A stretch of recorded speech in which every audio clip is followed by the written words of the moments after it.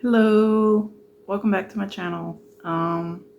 So I just want to get on here and talk real quick because what was I gonna say? Oh yeah, so I've been going to Bookman's because it's funny. At first I was gonna go there because um oh, so like I said, I've been studying, like doing Bible study with this like church. The church is called the Church of God. And it's interesting because they actually like were established in like Korea. It's a really interesting church. Like I would say like look into it if you're interested in it. But like the reason I feel bad because I kind of like joined this church like just like that. Like I got baptized like last week, or no, 2 weeks ago now. Oh my god, has it been 2 weeks already? Yeah, I got baptized 2 weeks ago.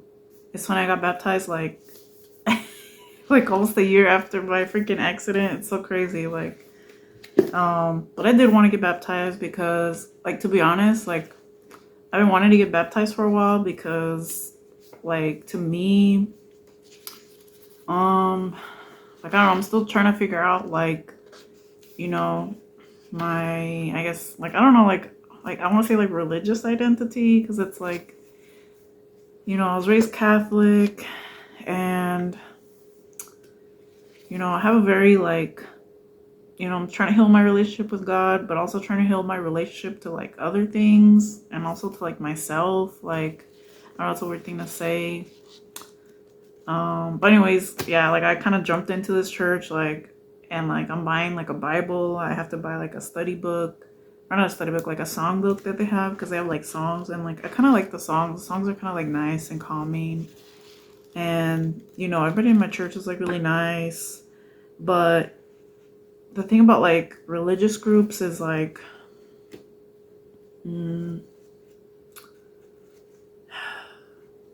like part of me is like, I have this channel and I'm joining this church, and it's like, well, I gotta be honest with these people, I gotta let them know like about me, like, because trust is formed, and like, like I'm scared of getting close to people because you know just for a long time I haven't like viewed myself in a good light, and I'm highly critical of myself, and unfortunately I've been in a lot of relationships with people who are also very highly critical, not just of, and like I'm not just saying like they're highly critical of me, they're like like I could tell they're highly critical of themselves also, like, and like in the past I would like throw like I know it sounds weird, but it's like, I throw love at those people, but it's like, nah, they don't want it. They feel like they can't accept it.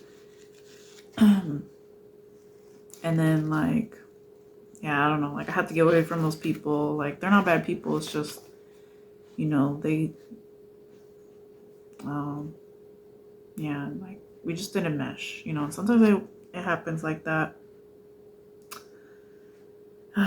Oh, but anyways, I was a Bookman's, and I was gonna go look at the Bibles, but then I ended up looking at tarot cards because I have so many tarot cards, and I'm not gonna lie, I've been wanting to get back into tarot, even though I like donated all my tarot cards. Like I did keep my oracle cards. The oracle cards I kept were, let me grab them real quick. All right, so even though I did donate like all my tarot cards, which I feel bad because I paid a lot of money for some of them, I ended up keeping this one, the Sacred Self-Care Oracle. I remember I bought this when I got my oral photo, and it's so crazy looking back. Damn, it was like 2 years ago now.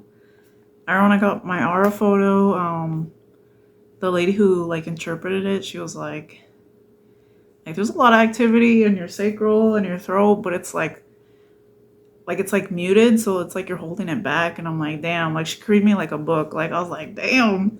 But like I don't know, it's true. Like I was holding myself back a lot. Like I still am. Like it's hard, like opening up, and like being honest when, like in the past, I felt like being honest was like dangerous. Like that's what it felt like for me. Um, you know,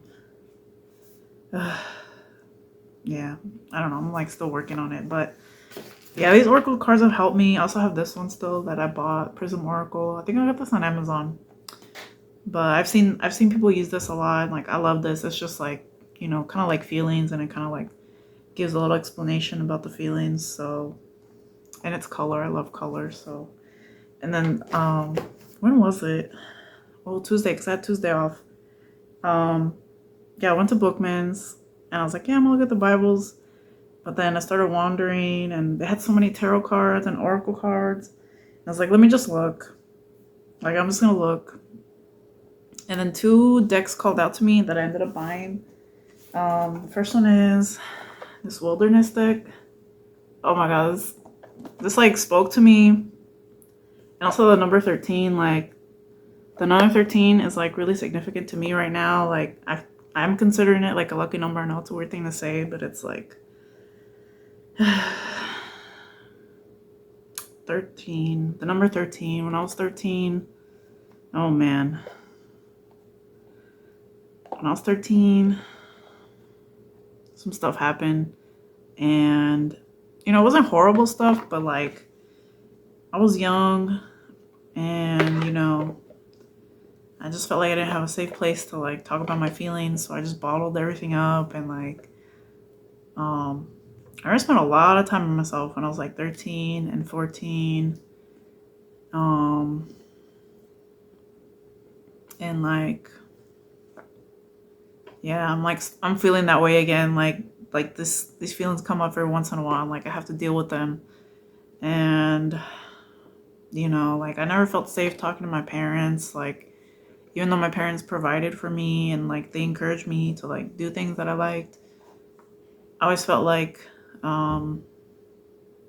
we just didn't talk about like how we felt, and like, we didn't talk things out. So it's like a part of me like kind of missed that growing up. And like a lot of people can relate, I feel like. And I actually have this book right here that I also want to talk about. I bought this book like maybe like 2 or 3 years ago. I want to say like 3 years ago now. It's called Running on Empty: Overcoming Your Childhood Emotional Neglect. I really recommend this book for anyone who feels like they're scared to trust people, anyone that feels like they can't like express, any anger, sadness, grief, anything that people perceive as like negative, like then most likely you were emotionally neglected as a child, or your emotional needs emotional needs just weren't met by your parents, and like it's not your fault. Like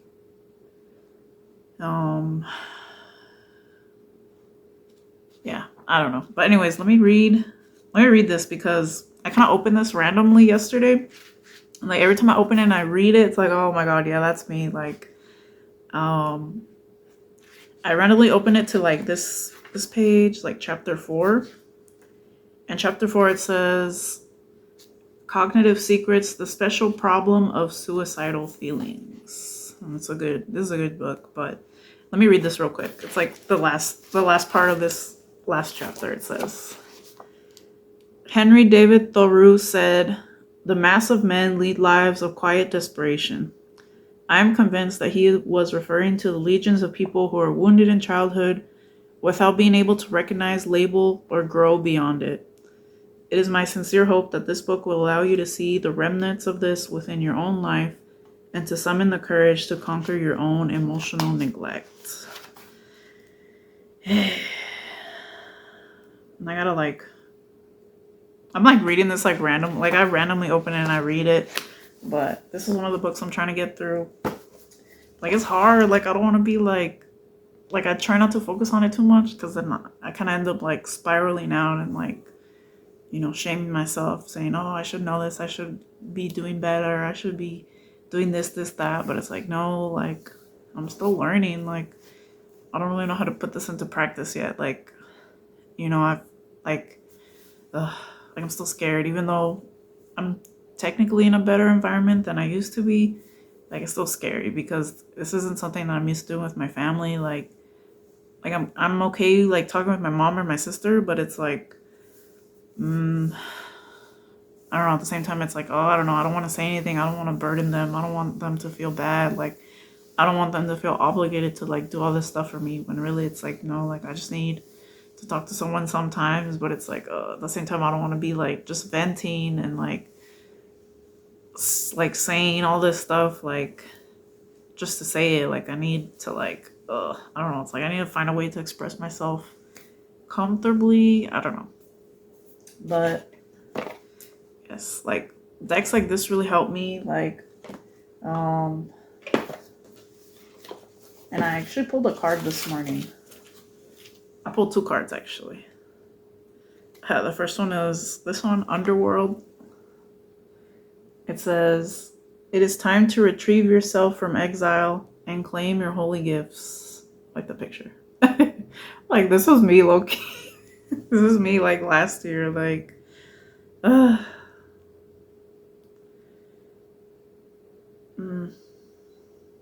Let me read it because this is how I'm feeling right now. This card really spoke to me. It's called Underworld. And it says, "A personal revolution is upon you. Retrieve yourself from exile. Divinity is not synonymous with traditional beauty. Something within yourself that you have deemed ugly is disguising something beautiful in you that you need to feel whole. Do the work and pass through the gate." I keep hearing that. I'm just like, no, I don't want to. And it says, "Of what we are a part, our short-sightedness, our selfishness, the violence that lives in the deepest beneath of us must be addressed. No part is disposable. Nothing less than wholeness in totality will do. Not for this job, not in this life. There is too much at stake, you see. It is crucial you succeed. And if you know it is your destiny, you will. But it doesn't come easy. It doesn't come free. You have to take it back because it is yours. When you enter that dark place where angels fear to tread, the first thing that happens is you become amnesic. We forget ourselves completely when we enter into places inky, black, and venomous. And we become the thing we most fear. We feel the perpetrator that lives in the heart of our victimhood. We are the same. We cannot exist without each other. We are both lies. We are both truths. We hate and desire each other because we have both been away from home too long. That which horrifies you most about the world is deep within you. It is hard to come to grips with, but you must be willing to see it. This owns you until you hunt it down on pure faith that some mighty grace will prevail. Your personal power is tied up in those places within you that you do not believe you will survive. The you that cannot survive, it is not real. You cannot take responsibility if you do not know what is in you, and because you may not wield power without it, you cannot become realized. And if you do not self-actualize, there is no knowing what greatness you might have achieved, what goodness might flow into the world because of what you set in motion, and what treachery may have been prevented a few hundred years in the future because of you. In the presence of the presence, no artificial thing can survive, and that presence lives in you. No matter the judgments of our small, pre-programmed thinking, what we think of our own thoughts doesn't matter. You are not here by accident. You are made by purpose. Do not turn away from what you think is ugly within you. When the soul finds a seat in its body, it is a miracle. It is the same miracle that opens the tightly wrapped rosebud, the same miracle that transforms the acorn into the mighty oak, the same one that takes a sperm and an egg and makes a whole new life with the same potential for greatness yours has. And it says alternate interpretation, purification, release, retrieving living memories, battle, hunting for inner treasure, responsibility and authority, compassion for the worst parts of self, forgiveness and healing. Oh, I gotta read that like a few times because it's a lot.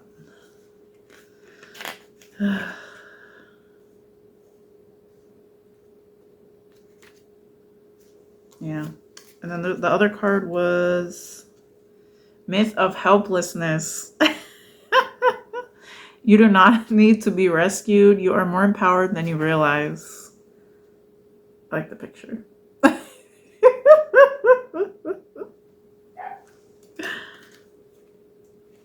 I'll read that one to you guys too, because I love these. Like, I kind of miss doing this, pulling cards. Like, but for now, I'm gonna focus on the Oracle decks, and I'm gonna focus on like having them help me because they help me a lot.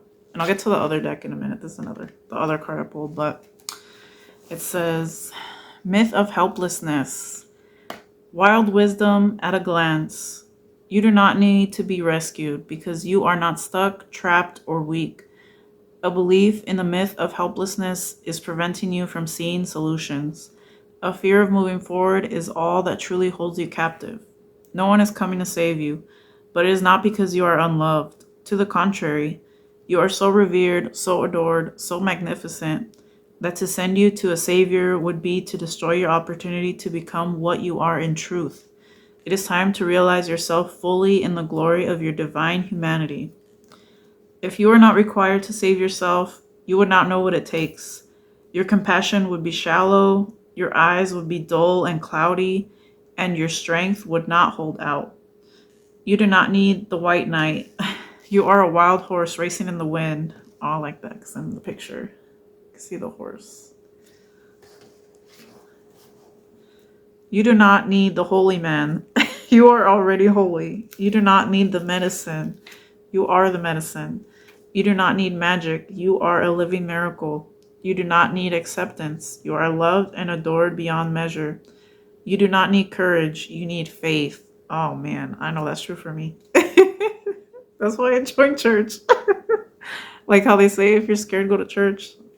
Yeah, I'm scared. So, but anyways, it says, there is nothing wrong with you. Be who you are. The return of the promise, the peacekeeper, the grace giver, the redemptive force of creation here to uplift the brokenhearted. No one is more qualified than you are to do your holy work. Apply all that secret knowledge, set it in motion, give it form in the world, and become the living gift that never empties. And then it says alternate interpretations. Solutions hiding in plain sight, playing small, pretending to be powerless, frozen time, imprints from past trauma informing safe present, confusion. Yeah, definitely feel like that. Like I said earlier, like I'm in a better environment, but it's like I'm still scared. And then, oh yeah, the other deck I got was this little one. It's called Louise Hay's Affirmations for Self-Esteem. And I like this one. This only has 12 cards in it, but they're very good. They're really good affirmations. And let me read the one I pulled. It says, it has two sides. So I'll read this side first. It says, I take a deep breath and allow myself to relax. My whole body calms down. It might be backwards because that's how my phone films. And then let me read this side. It says, it does not matter what other people say or do. What matters is how I choose to react and what I choose to believe about myself. And this is really important. Like, I feel like I gotta read this every single day because, you know, I'm the one who, like, you know, I judge myself. Like, I hear, oops. Yeah, I judge myself. I try not to, but it's hard. But anyways, oh, and then I wanted to talk about, because today I went, so I bought these at one Bookman's that's like on the west side. Then today I was actually in Mesa, and there's another one over there. And I was gonna look at tarot cards, but instead I just walked around. I was like looking around, and I got this book. It's called Planting Gardens and Graves. And I really like this book. It's just like Oh man. It's just like little written things. Like I really like this. Like I'm really into like book divination. I'm just like start reading. Oh man. A lot of these speak to me though. Here, I'll read this one. It says, yesterday's ghosts, haunted by your potential. You'll never be the lover I deserve. I mean, some of them are like, oh Lord. It says, acceptance. Don't fix her. Love her as is, and she'll become more of who she's supposed to be. I like that one. There we go.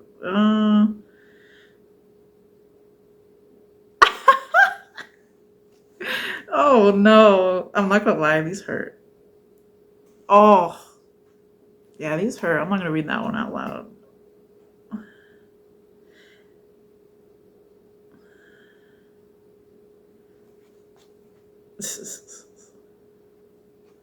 Here, I'll read this one. It says, lakes to oceans. I hope you drown in your own tears when you cry for me.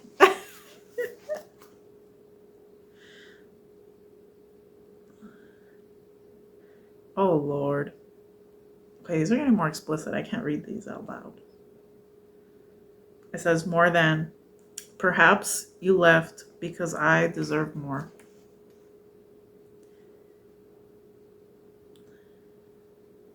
Okay, I'll read this one. New declarations. I promise myself to no longer allow my physical desires to interfere with my peace of mind or the joy in my heart. All right, I need to read through the whole thing, but okay. Besides that, I also got this book.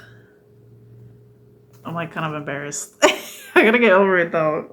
It's called Sex God. It says exploring the endless connections between sexuality and spirituality. And I was like flipping through this and like I really like this one. Let's see. Here, I'll read this one. It says, getting it out. The impulse in our world when faced with tension is to come up with the 7 steps or the formula so that if you do things in the right order, the tension will go away. But that doesn't always work. One of the marks of someone who has experienced significant growth in their soul is their ability to live in the midst of tension. Often people are told, just don't have sex and you'll be fine. Well, yes, that's true to a certain extent. If you're talking to a room full of junior high students, they will be much better off if they learn the fine art of self-control. But it's larger than that, because they are still full of raging hormones, much like the rest of humanity. To simply tell them to ignore the animal and be the angel puts them in an awkward place of trying to ignore something that is very real and very new, something central to who they are. We have to talk about everything we're experiencing. Repressing and stuffing and refusing to acknowledge never works. Whether it's a friend or a group of peers or a priest or a pastor or a counselor, we have to get it out. Some friends of mine started a website where people could talk about their struggles with their sexuality, and right away it received several 100,000 visitors. Several 100,000. It's funny. You are not alone. Whatever you struggle with, whatever you have questions about, you are not alone. It doesn't matter how dark it is or how much shame or weakness or regret it involves. You are not alone. Some say the struggle is about eros, which is where we get the word erotic. Others call it testosterone and blame it on hormones. The Greeks called it the madness of the gods. The truth is, we're crammed full of sexual energy. It's how we're made. We have cravings and desires and urges and temptations that can easily consume us and make us feel helpless in their presence. We have to talk about what we do with the forces that rage within us. We have to get it out, or we will begin to die on the inside. Some of the most comforting words in the universe are me too. That moment when you find out that your struggle is also someone else's struggle, that you are not alone, and that others have been down the same road. Yes. And like, you know, it's so funny. I'm like talking about all this stuff, but what I really, really, really wanted to talk about was actually some Zines that I bought. I bought some Zines. And like, these Zines really spoke to me. And I was like, you know what? I have to buy these because I'm worried like these Zines, like, here, I'll start with this one. It says, it's called Mrs. Noggle, number 14. And it says, the addiction issue. So I've been struggling with addiction. And like, it sucks because I like for so long I've been watching all this self-help stuff, all this like dating advice, but it's like, nah, I need to like hear from people who have like really been like through it and like struggling and like willing to admit that and like, you know, let me read the intro to this Zine because it's like really good. It's like the reason I bought this. And it says, so this is written by Jolie. It says, hello, I'm Jolie. I have been wanting to do a Zine about alcoholism for quite a while, but I have had lots of trouble getting started, especially since I know it's not just about alcohol, it's about addiction, which is why this is the addiction issue instead of the alcoholism issue. Like it was when I first started this issue. My addiction to alcohol wasn't just about drinking, it was also about sex. I had an addiction to booze and boys.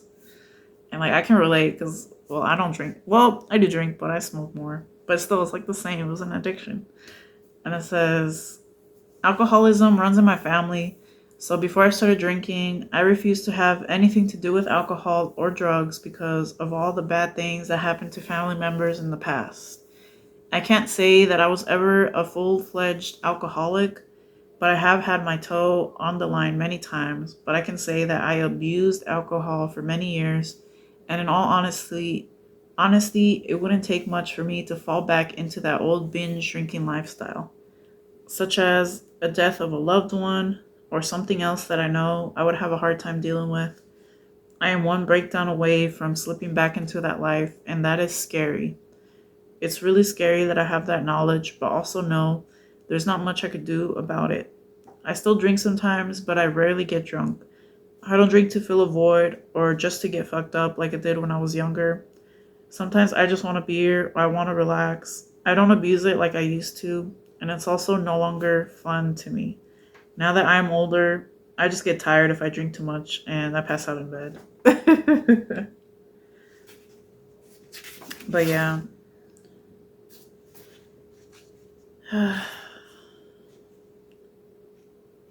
Oh man. Yeah, I love Zines. It's like some of it is like typed, some of it is like scanned, like handwriting. I've thought about doing a Zine, but it's like I don't know what I would put on it. I would want to make it educational though, but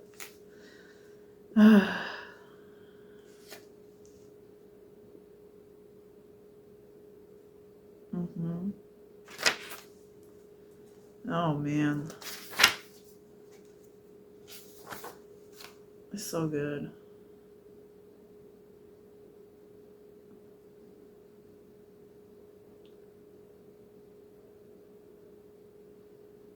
Sorry, I'm like reading it to myself. And then I got this other one. It's called The Escape Artist. And this is actually number 51. And the first one I picked up was actually number 71 from this same person. But yeah, let me read this. It says, so this one, it says the year. All right, so the camera cut me off, but this one says the year 2001, part 1. So let me read the intro to this one. Wow. This was written October 2017. So it says, wait, that's the same person? Oh my God, I think it's the same person. Yeah, it's the same person. It says Jolie. Okay, let me read it. It says, Hello, I am Jolie. This is my personal design, The Escapist Artist. This is issue number 51, and it is about the year 2001. Actually, this is part one of the year 2001 because I could not fit the entire year into one zine.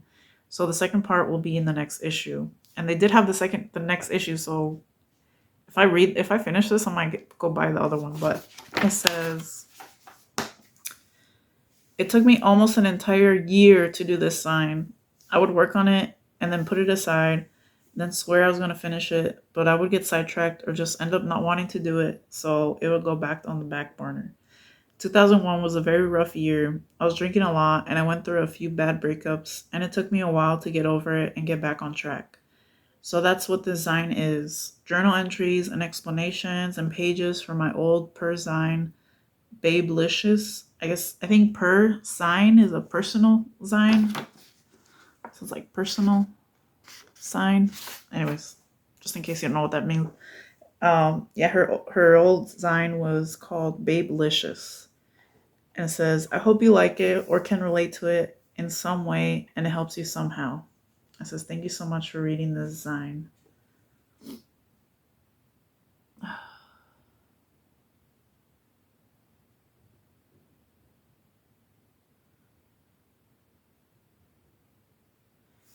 Yeah, I don't know. Man, I can't wait to get into this. Like, oh. Even though it's like hard to read, like look at this. But I don't know, I love stuff like this, like kind of nitty gritty, like I'm like, it has to be real. And like there's so many good zines. Oh, like I almost got this other one. It was like always like kind of like how to divinate with dice. And it was really interesting. Like it made me want to get it and get some dice and like start throwing dice, but I don't know, maybe we'll see. We'll see.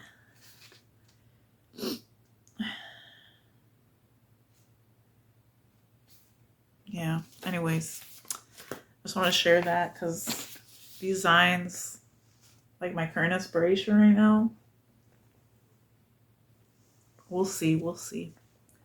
Dang, there's so many too. It's like, oh, I need to start at the beginning. I'm like that, but I can't wait to get into this.